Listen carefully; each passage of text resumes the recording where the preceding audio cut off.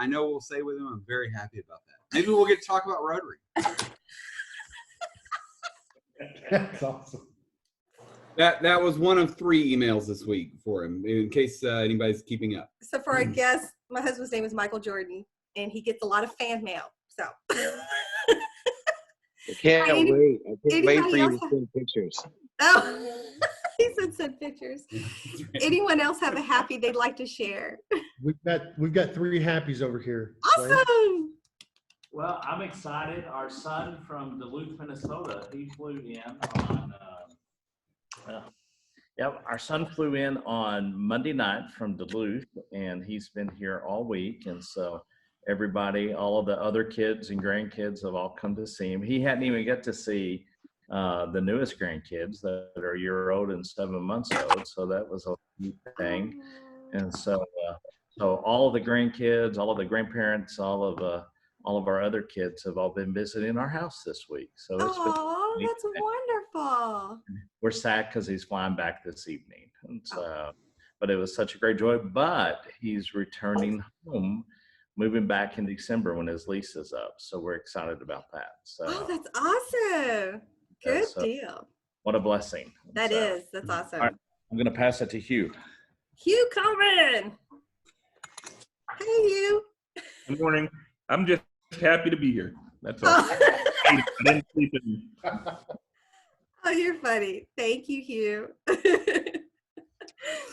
I am happy because I got a really, really cool cylinder mower.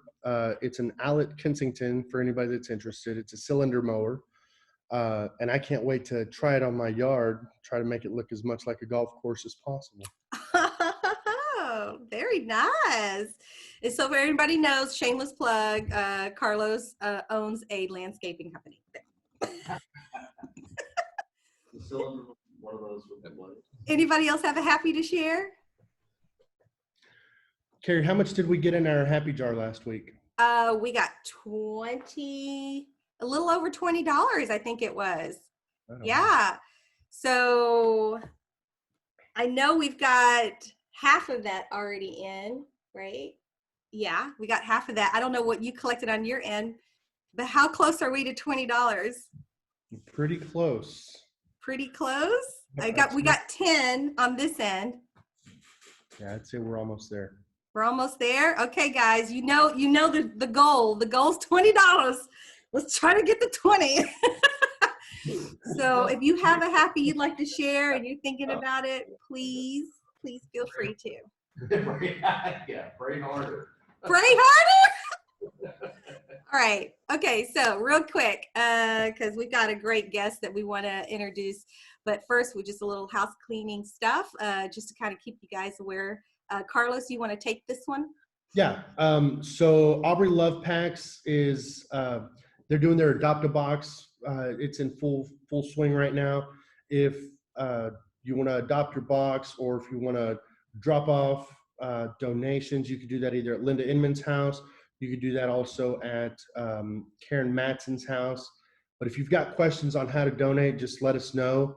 And if y'all would share this, try to get the word out that, especially with school starting back up, Love Packs is back in full swing. Absolutely. And thank you for that. And Karen Matson's going to be a guest speaker of ours next month. So we're looking forward to hearing more about how we could support that. Thank you, Carlos. And then for Souls for Salvation, they presented to us just a couple weeks ago, and thank you, Dwayne, so much for the generous donations that you've offered to them. Just a reminder of how you can help. All this information will be online. Souls for Salvation is also Soul Sisters, and they support our homeless population along the 380 area and in Denton County. And these are, we're going to make sure that you see the Amazon wish list, a really easy way for you to donate. It goes directly to the place. And then there's also a PayPal option as well. But we will make sure that have all this information available to you. These are just great organizations, guys, just to make sure that they actually lean on us to help them and support them so that they can support the other communities. And what I love about our club is we're not trying to reinvent the wheel. We're just trying to support the great organizations that are already out there. So we'll post this information out. All right. It's the Jeff Croswell hour. Jeff, you gonna unmute yourself? And videofy yourself? And talk about vocation? Do, do, do, do, do, do, do. Earth to Jeff. Here he goes. Of course, I walk out of the room the moment you told me, and I'm sorry. I thought we were still in the happy minute. Yeah, so we're going to talk about the vocational minute. So we're going to set up, and I've got a list of questions that we're going to do to help folks. We're going to set up a sign-up sheet. I think our target, Carrie, are we targeting next week or to start? Oh, whenever you're ready. This is your Okay. baby. Okay, so we're going to start. I gotta look at. I think it's the second. We'll start for the second Friday. That'll give us 2 weeks. So I'll send out a Google spreadsheet so we can sign up for dates, and it'll be we said between 2 to 5 minutes, just profiling and spotlighting your business or your passion. That's But awesome. we'll get that started in about 2 weeks. Awesome. I can't wait to see what you guys pull out. I'm so proud of this particular area. Thank you so much, because majority of our members are entrepreneurs or solopreneurs, as I'm learning the new terms. So thank you for doing this. All right, and let Carlos and I know if you need any help or reaching out or anything like that. We're happy to be there for you. And just a quick reminder, if you haven't already taken your assessment for strengths, please do so. I sent individual emails out. I've already got responses. Jennifer, woohoo! I'm so proud of you. You took your test. We really want to learn. We want to know. So we want to know what your evaluations are. So please don't forget. You should have the link in your email, and those that wanted to do it. And if you're interested and just never got the opportunity to get the assessment, just send me a note, let me know, we'll send it to you. And huge shout outs for our amazing fundraiser. I am so proud. I wanted to just announce, guys, that the Sweet Support Box gift program is really lifting off. Michael and I made 165 boxes that Carlos picked up yesterday. Carlos, you delivered them, right? They're at my house right now. You didn't eat them, right? Too busy with his mower. All right, so Carlos, though, is going to get those delivered to the people that will get those out. And just a huge shout out, though, for Sina Tidwell that immediately, like before the meeting was over, already had the money in the bank to pay for these. And huge shout outs to Dan Prinz. Thank you so much and for jumping on board with this. And Dwayne Bronner, such a great support that we're getting. These guys are so excited to receive any kind of appreciation from the community. And so I know they're just really looking forward to it. And Carrie Abrams is the principal for Fuller Elementary. So, I mean, she was already like, I don't want to speak for you, Carrie, but I'm just, I think it's super cool, Oh, okay, sorry, I'm multitasking, but I think it's super cool that we're doing this, and it's already making great strides, and we haven't even publicly announced it yet, so just really grateful for y'all's support. I think this is just going off really good, and it's already supporting the club. We've already brought in $900 in these proceeds, and so, I mean, our expenses are very minimal. It's just the candy. So we're really rocking and rolling, and this is a great fundraiser for the club. So if you're interested, just shoot me a note. Let me know. We'll be sharing this information, and we'll get it publicized for sure. We're just working on a flyer. But thank you, and huge shout outs to you guys for already jumping on board with it. Thank you. So as I'm leading up to our wonderful speaker, I just wanted to say that we've got penny power in this club, and we have been collecting pennies since we started this club. And a lot of us have heard of polio, but maybe not quite sure as to all of what it involved, the history of it, and what Rotary has been doing in it.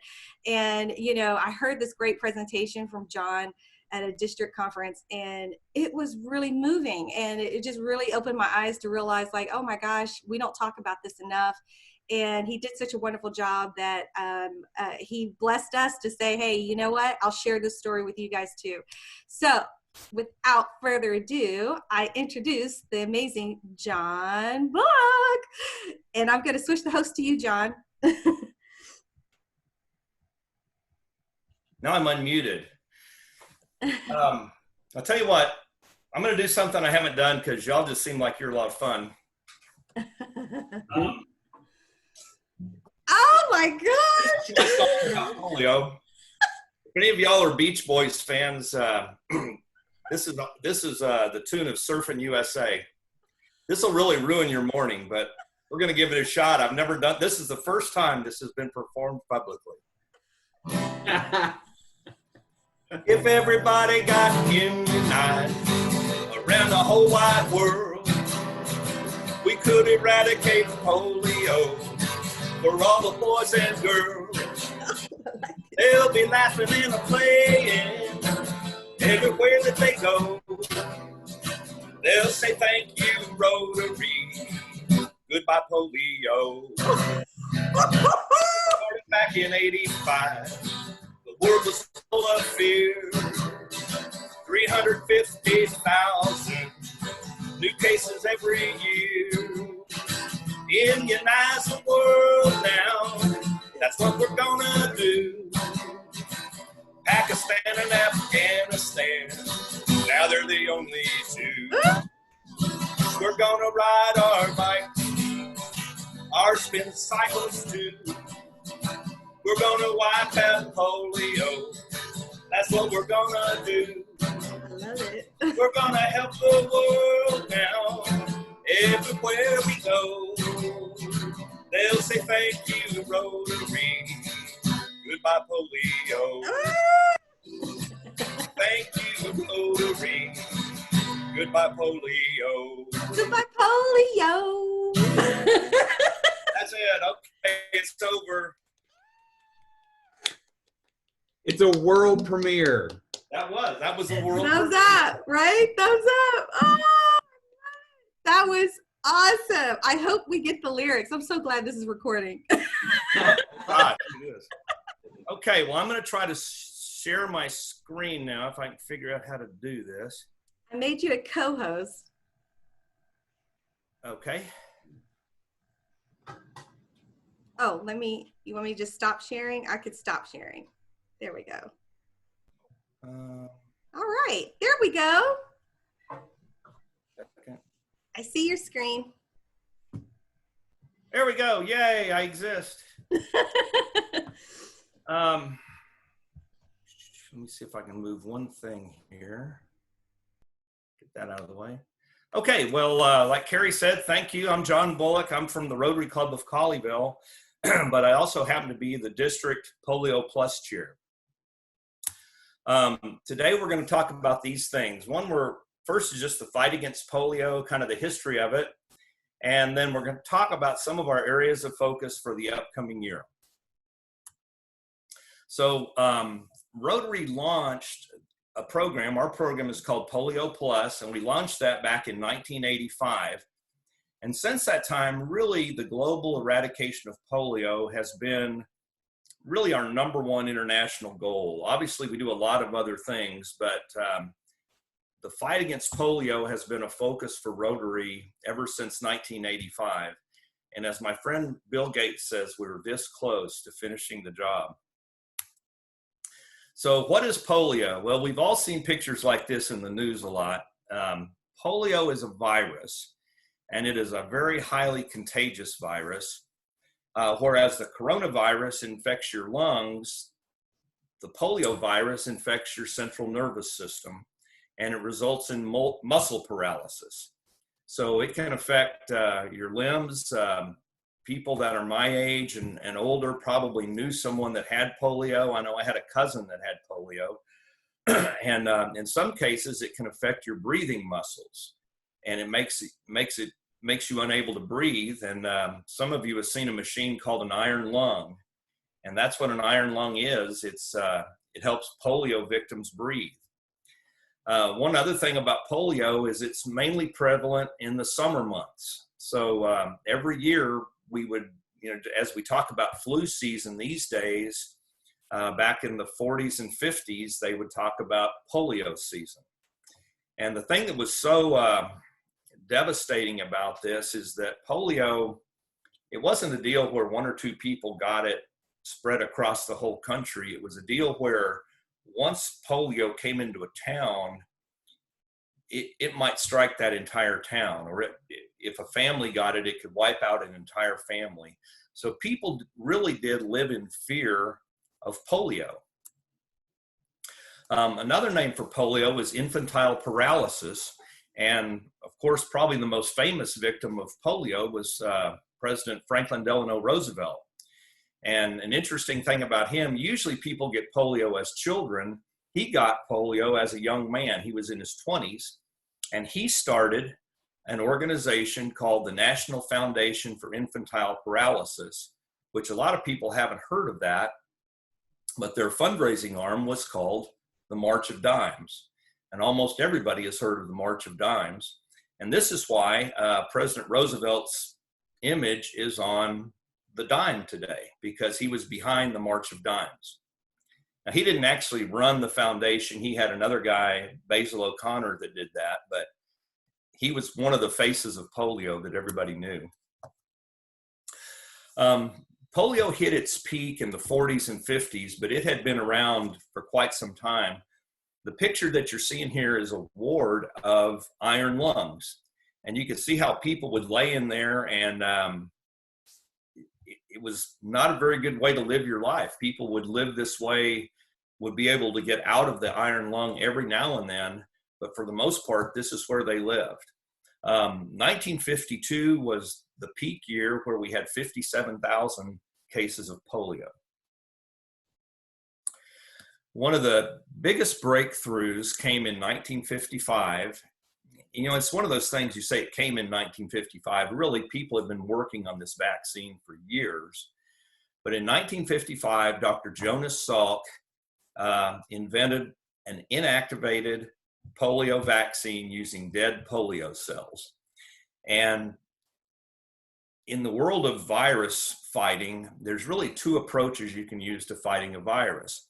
One is to kill the virus, but keep enough of the activity alive to where when it's injected, your body will still develop the antibodies or the things that fight the disease. The other approach is to use a live virus, which is actually weakened. And that's the approach that Dr. Sabin came up with, which we'll talk about in a minute. Dr. Salk, of course, was funded by the organization, the Foundation for Infantile Paralysis. And it was like a miracle when this vaccination came out in 1955. It cut cases from 20,000 a year. I think the first year it was cut in half, and then it was cut in half again.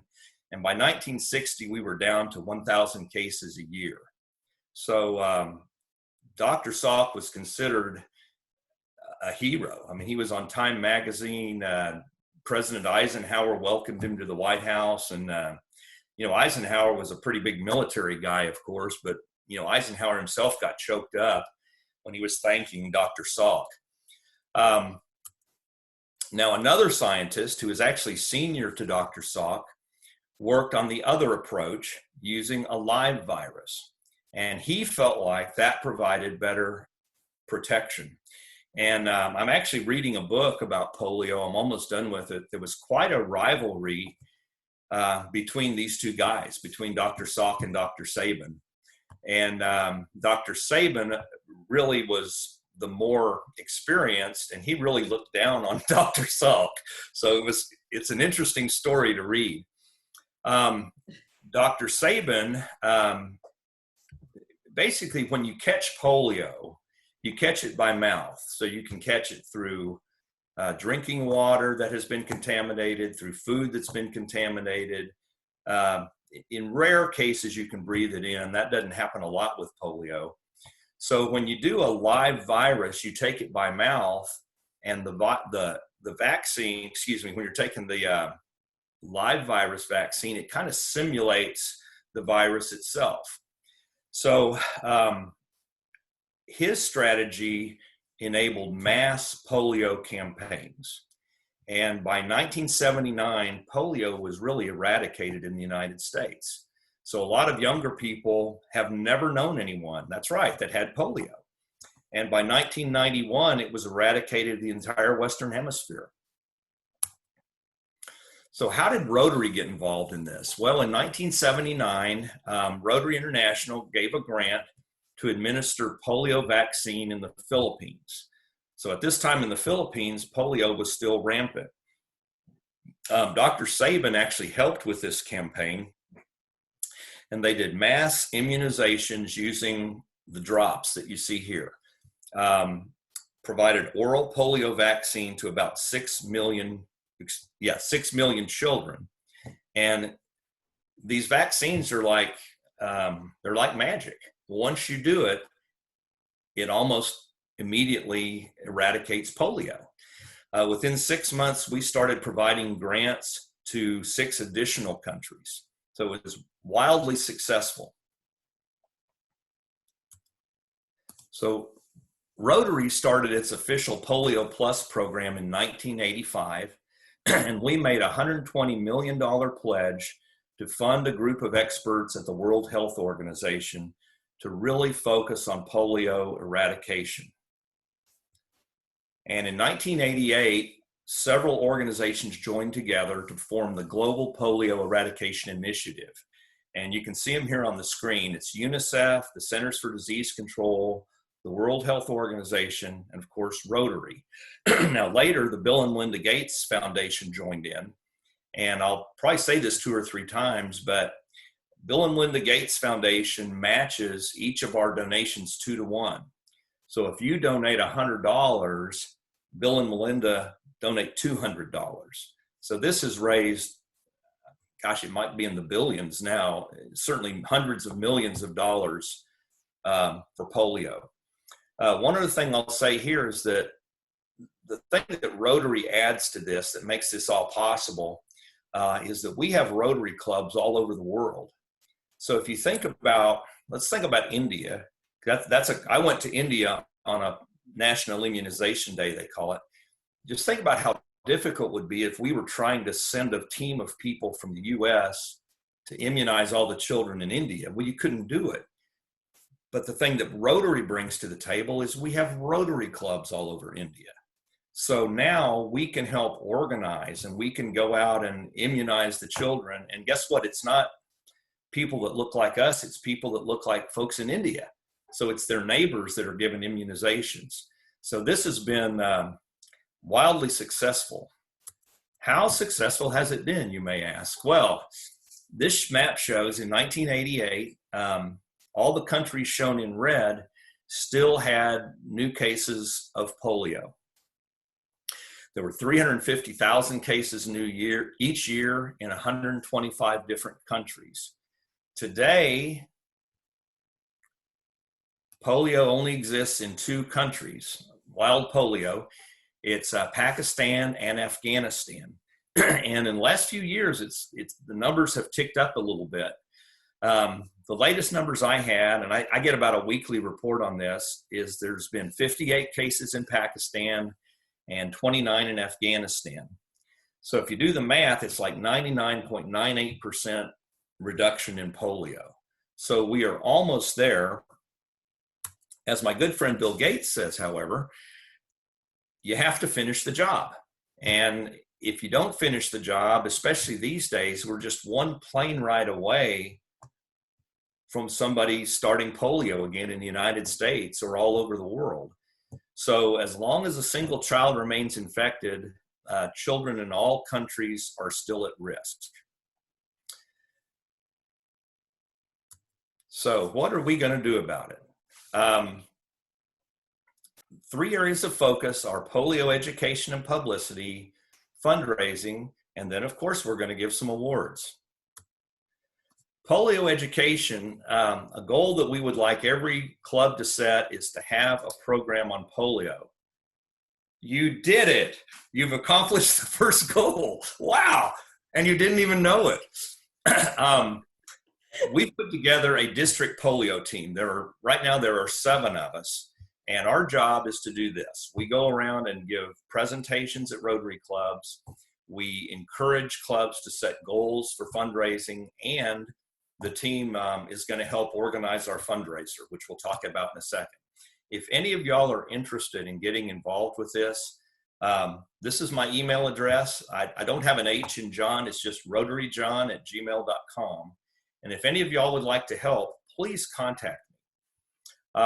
We also want to encourage each club, and it sounds like y'all do this, send a representative to district events. We present on polio at almost every event.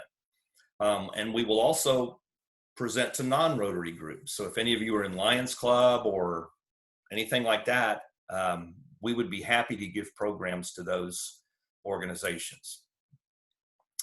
Okay, fundraising. We have set a district goal this year of $100,000. Now that sounds like a lot. Last year, we almost hit that. We hit 91,000. We're trying to do that in a couple of ways. First of all, club donations. This is not much at all, but we're asking each Rotarian to give a minimum of $25. That's not per week or per month. That's $25 for the year. And if every Rotarian simply gave $25, that would raise the $75,000. Now, there are several people in the district. You would guess I'm one of them, and I'm sure Teresa is. Several people give quite a bit more than $25, and we certainly want to encourage that. But if every club would set a goal of at least $25 per Rotarian, that would be great. My club sets a goal of $100 per Rotarian, and I would say we always hit it. And once again, the Gates Foundation, if we raise 100, that would grow to $300,000. That's pretty significant. Our district fundraiser is going to be our 2nd annual Ride to End Polio. World Polio Day happens every year, and this year it's on Saturday, October 24th, and that is when we're planning on having our ride. We're going to build on last year's success. We are obviously, like everybody else, concerned with COVID-19. So right now we're going to plan on a live ride, but if it turns out we have to switch, we've got plans in place to do a virtual ride. We are looking for at least 1 volunteer from every club. Now you can volunteer to be a bike rider if you ride bikes, and several people up in the Denton area are bike riders. If you don't ride bikes, but you like to do spin class, or you like to do a stationary bike, it doesn't have to be a spin bike, we do that also. So you can be a rider, a spinner, and if you don't do any of those things, but you would just like to help with polio, you can still sign up as a team member, and we will help you be a coordinator like we're doing and help encourage people to ride. If your club needs any help with maybe your own fundraiser or getting the word out about polio, let us know. We'll do almost anything that's legal. Okay, so what can your club do? Number 1, set a polio fundraising goal. And we're asking you, and Carrie, I don't know if you've done this already, but on my Rotary Club Central, you can set up those goals. Yep. Please do that. And then second, either get a volunteer or somebody participate in this Ride to End Polio in some way. and right now you can just contact me if you're interested in participating. Okay, like I said, 1 participant per club. Okay, the other thing we're starting is what we're calling the District 5790 Polio Society. So individual Rotarians who donate $100 each year to Polio Plus are going to become members of our Polio Society. I'm having these coins made. It's called, if anybody was in the military, these are called challenge coins. They're about the size of a silver dollar. The coins aren't in yet, but that's what the front and back look like. Can you hold it up to the camera? Oh, okay. Yeah. This is not ours. This is one that a gentleman gave to me, but they've got a great weight to them. This is one, actually was a Medal of Honor winner that gave me a coin, but Wow. Is that the it's Marines? really cool because you can carry this around in your pocket or your purse. I usually carry mine in my purse. Just kidding. But it gives you occasion. A lot of times you're sitting there talking, you pull this out and people ask about it. Well, this will be a way for you to publicize polio, if you're just talking to some friends and happen to take the coin out of your pocket. Other awards, clubs this year that average $25 per member and achieve 100% participation are going to get an End Polio Now banner. So we did this last year, and we just said that clubs average $25 per member. The problem with that is you would have a club with 10 members, and one guy gave $250. Well, a lot of the people didn't even participate. So we're doing it different. We're requiring 100% participation. And of course, during our bike ride, the way the bike ride works is you will get pledges, and we'll help you do this. You'll send out an email saying, hey, I'm riding in this ride in polio. Would you donate $100 to support me or whatever? The Rotarian who raises the most is going to be named our District 5790 polio champion. So key takeaways, please set a club goal if you haven't already. Please participate in our district fundraiser. And if you are interested, please become part of the 5790 polio team. You'll help arrange and give polio presentations and help us coordinate our fundraiser. That's awesome. And that's my contact information. RotaryJon@gmail.com. And there's my phone number. I'll get off of that real quick so you can't actually write it down. No, I'm kidding. But feel free to call me or text me or email me.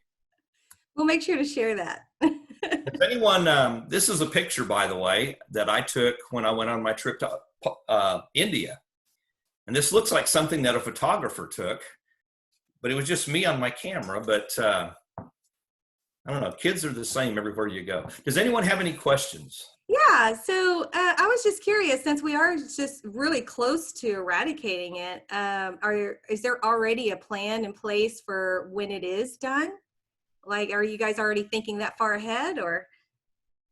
Well, as like, excuse me, about what would be the next cause, or? Yeah, or just next steps, or maintenance, or I'm just curious if Rotary is already thinking ahead of what will it look like once it's eradicated.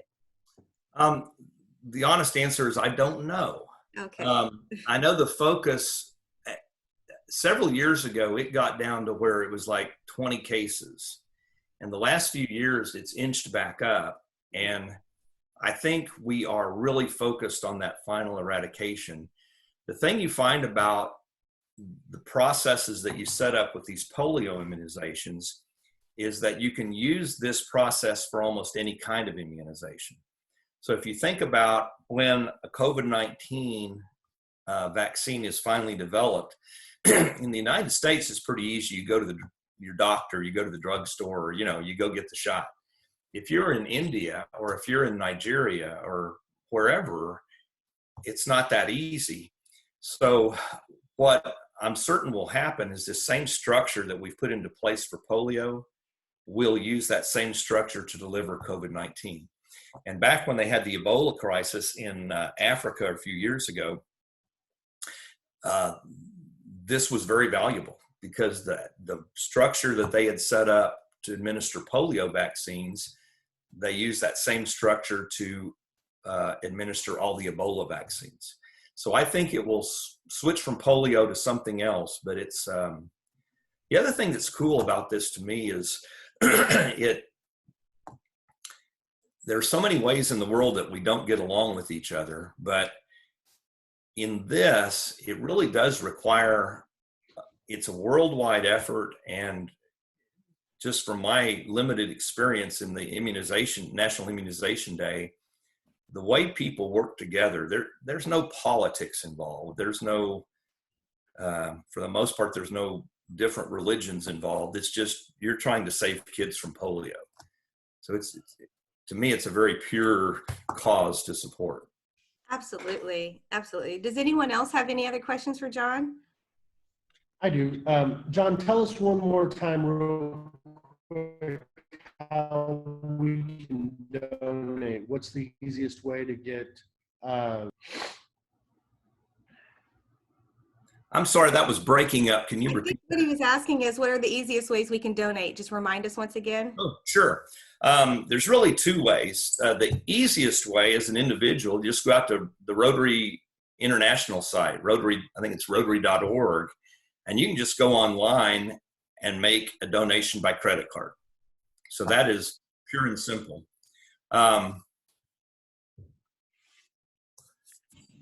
Another way to do it, some clubs prefer to donate as a club. So maybe your club will have a fundraiser, or maybe you do the pennies for polio, and you want to set in one donation as your club. Your club treasurer or your club president can donate that way. And just to let you know, if you're interested in this sort of thing, you get Paul Harris credit for your polio donations. And if your club makes a donation, you fill out something called a multi-donor form. And that way, let's say you had collected $250 in pennies. Well, if you fill out a multi-donor form, you can make sure every member of your club gets appropriate credit for that. And sometimes clubs don't realize that. So the way I donate personally every year, I just go out to the RI site, do my credit card, and boom, it's done. Yeah, no, that is easy. And we've already been getting some penny donations from several of our members. So yeah, keep it going. And I do know about that form you're talking about, Jon. So thank you for bringing that up. And then just another, you mentioned spinning. Yeah. Spinning. So like, how can you track, how do you do that? Well, what we did is, it really is the work. We have, some people didn't want to get out on a bike. So, right. So last time, I'm a member of Lifetime Fitness. So they have a spin room with all the stationary bikes. Yes. And so they let us use their spin room, and they provided an instructor. So I think Teresa did that last year. We probably had maybe 30 people in the spin room, 20 to 30. And it was a really fun class. And sponsor the miles, I guess. Yeah, and the way we did the donations last year is we didn't really, at least when I got my donations, I just sent out emails saying, I'm doing this right, I'm raising money for polio. I did not try to do it on a per mile basis. I just said, would you donate typically $100 is what I asked for. And I had a few friends that I knew were pretty well off, so they got hit up for $500. But you can do it however you want, but I think most of us found that it was hard to do it per mile. Yeah. So the same thing with spinning. It was like, hey, I'm going to be in this spin class. I'm going to be sweating for polio. Would you donate $100? I think it's wonderful. I love it. Well, yeah. And I'll tell the other thing that I'll just mention this. Our district is huge. You know, we go up to Abilene and up to Wichita Falls and down to Stephenville. I mean, so we're also trying to organize rides this year. It's going to be in Abilene and Wichita Falls. And I think we're also going to try to get spin classes going, maybe at least 3 or 4 locations in the district, so that people don't have to come that far. Now, for y'all to get down to Colleyville or Grapevine, that's not that far. But for you to go to Abilene, that's quite a trek. So we're not going to. The other thing I'll mention is some people did their own private spin class. So that's awesome. Yeah, so we had a group of 3 people that had a spin bike in their apartment complex fitness room, and they all took turns riding the spin bike, and they filmed it. Oh, that's fun. So you can do it about however you want to. So we got a couple minutes left. Did anyone else have a question for Jon? All right. Well, thank you so much, Jon. We'll be sharing this information and so grateful to you. I'm just, I love that presentation and it's so moving, especially seeing that image of the iron lung. I mean, that's just, it just really pulls you back into reality when you see what people actually were going through. So thank you so much for sharing that. And thank you for the work that you're doing with Rotary. And we'll make sure to post all your information. I'm just so glad we recorded your song because I love that song. So, I think there's like 3 verses or something and then a bridge and like that What I need is some background singers. There we go. I would totally jump in.